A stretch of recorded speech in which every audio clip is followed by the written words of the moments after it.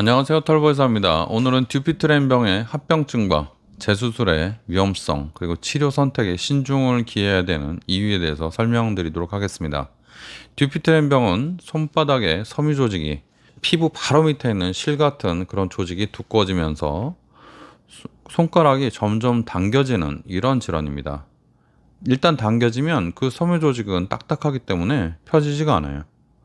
특히 고령의 환자와 남성에서 주로 발생하고요. 치료로는 이런저런 비수술적 방법들이 별로 효과가 없어서 수술이 권장됩니다. 하지만 수술 후에 합병증 발생과 재수술 가능성, 즉 재발의 가능성은 환자들이 우려하는 부분 중에 하나인데도 잘 알려져 있지 않습니다. 그래서 오늘은 듀피트렌병에 대해서 여러 가지 치료법과 그리고 그 치료법들의 그 장단점 그리고 재발 가능성에 대해서 말씀드리도록 하겠습니다. 첫 번째, 듀피트렌 그 수술 후 국소 합병증 발생률은 낮지만 주의가 필요합니다. 무슨 말이냐면 듀피트렌을 이런 식으로 쭉 절개해서 봤을 때 90일 내에 심각한 국소 합병증은 한 1%에 불과했어요. 이것은 전반적으로 수술이 안전하게 이루어진다는 것을 의미합니다. 주로 발생하는 합병증으로는 수술 부위 감염, 신경 손상, 힘줄 손상 그런 것들인데요. 이 중에서 가장 심각한 합병증은 손가락 절단입니다. 깜짝 놀라셨죠? 손가락 절단이라니. 말도 안 되는 내용이죠.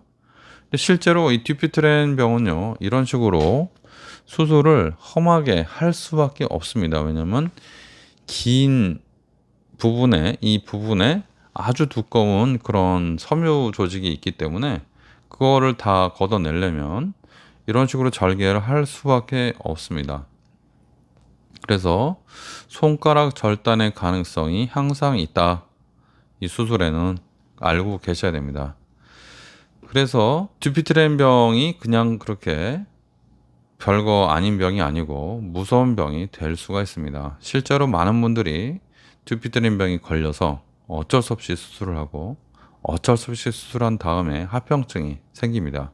수술 때문에 생긴다기보다는 그 병 자체가 그냥 험한 병이다 이렇게 생각하시면 되겠습니다. 두 번째, 수술을 하다 보면요 전신 합병증이 있을 수 있죠. 수술 후에 전신 마취 그리고 신경 팔 마취 이런 것들을 하다 보면 위험성이 가중될 수가 있습니다. 그래서 전신 합병증이 나타날 가능성은 한 1% 미만이고요. 나이가 많으신 분들이기 때문에 심근경색, 뇌졸중, 신부전, 폐색전증 이런 게 나타날 수 있습니다. 이런 식으로 많이 째고 수술을 한다고 하면요, 이건 부분 마취로 도저히 할 수가 없잖아요, 그죠? 최소한 팔 마취하거나 전신 마취 해야 되니까요. 그래서 어쩔 수 없는 부분이기도 합니다. 실제로 나이가 많다고 해서 그 마취나 수술의 위험성이 많이 올라가는 건 아니에요. 굉장히 낮지만 듀피트렌 병 자체는 주로 고령에서 많이 생기기 때문에 어쩔 수 없는 부분인 것 같습니다. 세 번째, 재발 위험성은 수술 방법에 따라 다릅니다. 완전히 다 걷어낼수록, 그러니까 여기 있는 그 끈 같은 거를 완전히 절개해서 다 걷어낼수록 더 재발이 안 됩니다. 그래서 그냥 바늘만 가지고 손가락을 당기고 있는 노끈 같은 그런 끈 같은 조직을 절개만 해줬을 때는 10년 내에 재발 그런 가능성이 33%. 그리고 제한적 근막 절제술이라고 그래서 여긴 절개를 하고 이거를 다 근막을 걷어낸 경우에는 10년 내 다시 수술할 가능성이 20%. 그리고 피부 근막 절개술이라고 그래가지고 절제술이라고 그래서 제일 심한 부분에 피부까지 같이 걷어내고 하는 방법. 이것이 대략 한 18% 정도 됩니다. 그러니까 대충 그냥 이렇게 바늘로 하나 아니면은 그 전체를 다 걷어내나 불과 한 10% 정도밖에 차이가 안 납니다. 많게 보면 15%요. 33%나 18%나 거기서 거기 아닌가 하는 생각이 들기도 하고 굳이 이렇게 험한 수술을 해야 되나 하는 생각이 들기도 합니다. 그러나 수술 후에 효과가, 지금은 이건 재발률만 얘기한 거고요. 수술 후에, 직후에 효과가 좋은 걸 따지면 그냥 걷어내는 게 가장 빠르긴 합니다. 또 네 번째, 재수술이 항상 문제인데요. 재수술 굉장히 중요하게 생각하셔야 됩니다. 재수술할 경우에는 이렇게 손을 이렇게 절개를 많이 했잖아요. 그러면 이 안에가 다 들어붙어 있어요. 신경하고 혈관하고 뭐 힘줄하고 이런 것들이. 그러면 여기가 또 이렇게 뭔가 구부러졌단 말이죠.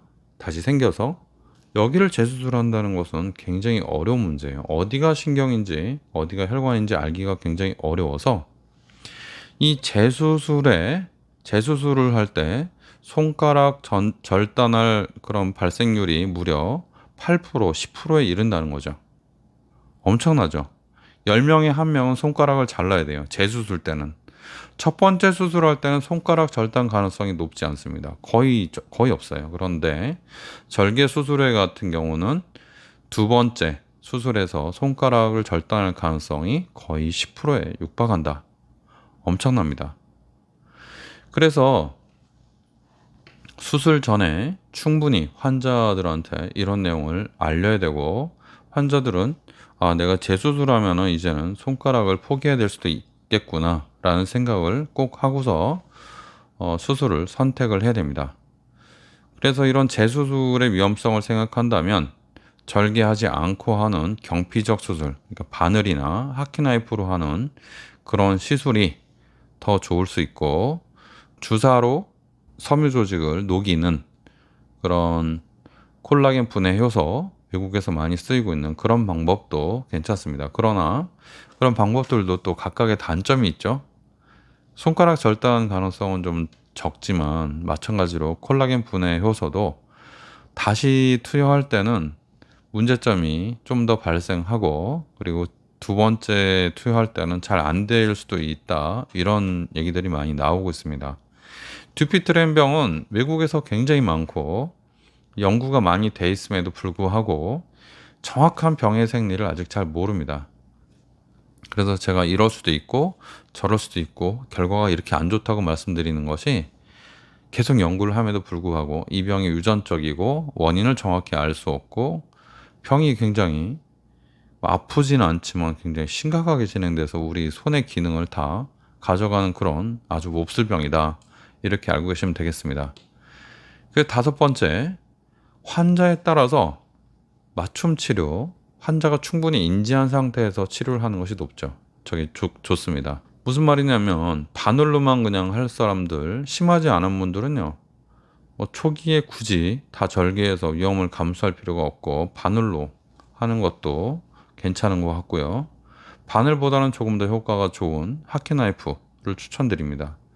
그리고 손바닥을 절개를 다 하게 되면요, 재발 가능성은 많이 줄어들지만 수술 후에 회복 기간이 굉장히 길 수 있고, 이렇게 절개를 하기 때문에 굉장히 길 수 있고, 문제가 첫 번째도 많이 생길 수 있어요. 손바닥은 일단 째놓으면 많이 이렇게 늘어붙고 손바닥이 잘 아물지 않고 유착이 생기고 그런 문제가 발생할 수 있기 때문에, 이런 문제가 발생했을 때 정말 돌이킬 수 없는 그런 상황에 맞닥뜨릴 수 있다, 이렇게 생각하시면 되겠습니다. 실제로 듀피트렌으로 오시는 분들 중에 수술을 받고 오시는 분들이 있거든요. 이미 재수술까지 받고 오는 분들도 있는데, 그런 분들 보면 손의 기능이 거의 없어진 경우가 많고 합병증이 심각한 경우가 많습니다. 수술이 잘못됐다는 건 절대 아니에요. 그냥 그 절개 수술 자체가 그런 성질을 가진다라는 것을 꼭 알고 계시면 좋겠습니다. 오늘의 요약은요, 듀피트렌 수술은 전반적으로 안전하지만 수술 방법을 선택할 때는 환자의 상태에 따라서 결정을 하셔야 되고, 절개 수술의 경우에는 손가락 절단의 가능성이 너무 높다, 한 10%에 육박한다, 알고 계셔야 되고, 두 번째도 그런데 세 번째는 어떻겠어요? 그러니까 굉장히 위험한 수술이죠. 안 할 수도 없고. 손가락이 이렇게 구부러진 상태로 사는 것보다는 손가락을 절단하는 것이 차라리 더 생활하는데, 일하는데 유리하기 때문에 절단을 하게 되는 겁니다. 이런 손가락 절단의 가능성을 정말 말씀드리고 싶지 않지만 꼭 인지하시고 수술을 결정하시고 여러분들이 어떻게 치료할지 방향을 잡으시면 좋겠습니다. 듀피트렌 병 수술 그리고 재발 손가락 절단에 대해서 털보 의사였습니다.